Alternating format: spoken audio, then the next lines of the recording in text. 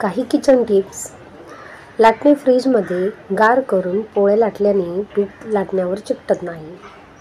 मासे खाताना काटा घशात अडकल्यास 1-2 केळी खावीत. काजू व इतर ड्रायफ्रूटमध्ये कीड लागू नये म्हणून डब्यात 2-3 लवंगा टाका. कारल्याची भाजी करताना त्याचा कडवटपणा घालवण्यासाठी चिरलेल्या कारल्याच्या चकत्या काही वेळ ताकात बुडवून ठेवाव्यात. स्वयंपाक करताना जळलेली भांडी साफ करण्यासाठी त्यात अर्धा चमचा रांगोळी आणि अर्धा चमचा कोणतीही डिटर्जंट पावडर टाकून भांडी घासा, स्वच्छ होतील. बागकाम केल्यानंतर हात स्वच्छ व नरम राहावेत यासाठी चमचाभर गोड्या तेलात चमचाभर साखर मिसळून हातावर रगडा व नंतर पाण्याने धुवून टाका. पोट बिघडलेले असते तेव्हा आल्याचा व लिंबूचा रस एकत्र करून थोडं मीठ कालवून घ्या, बरे वाटेल. घरातील कोणताही पंखा स्वच्छ ठेवायचा असेल तर रॉकेलमध्ये कापडाची चिंदी बुडवून त्याने फॅन पुसून घ्या. भाज्या फ्रीजमध्ये ठेवताना एक कोरडा स्पंजचा तुकडा त्याबरोबर ठेवा. 2-3 दिवसानंतर स्पंजचा तुकडा पिळा व त्यातील पाणी निघून गेल्यावर भाजीच्या बॉक्समध्ये पुन्हा ठेवा.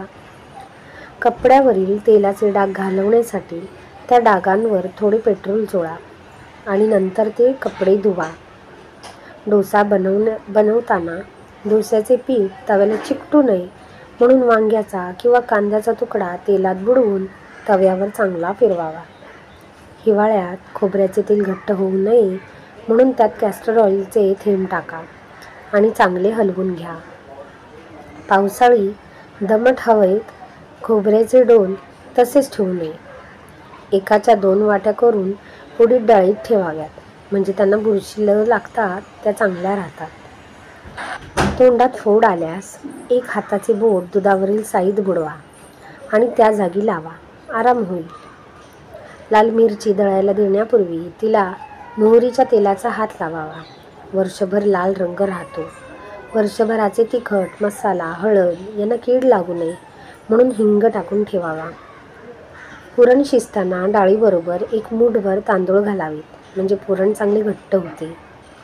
पुरणाची, गुळाची, सांज्याची किंवा खव्याची पोळी करताना कणकेत किंचित सोडा घालावा. पोळ्या हलक्या होतात. शिरा करताना रवा निम्मा भाजल्यानंतर ओल्या नारळाचा चव घालून पुन्हा भाजावा. नंतर नेहमीसारखा शिरा करावा, जास्त चवदार होतो. आंब्याचा रस, श्रीखंड आंबट असल्यास त्यात थोडा खाण्याचा सोडा दुधात विरघळून घालावा. सर्व आंबटपणा निघून जातो. आंबट पदार्थात खूप साखर घातल्यास चव वेगळी लागते.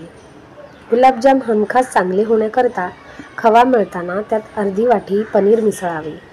पनीरमुळे पाक आतपर्यंत शिरतो आणि गुलाबजाम हलके होतात. मेदूवडे करताना वड्याचे पीठ पातळ झाल्यास त्यात बारीक रवा मिसळावा. वडे कुरकुरीत होतात. कोणत्याही प्रकारची धिरडी करताना कांदा कापून घालण्याऐवजी किसून घालावा, त्यामुळे धिरडी छान कुरकुरीत होतात.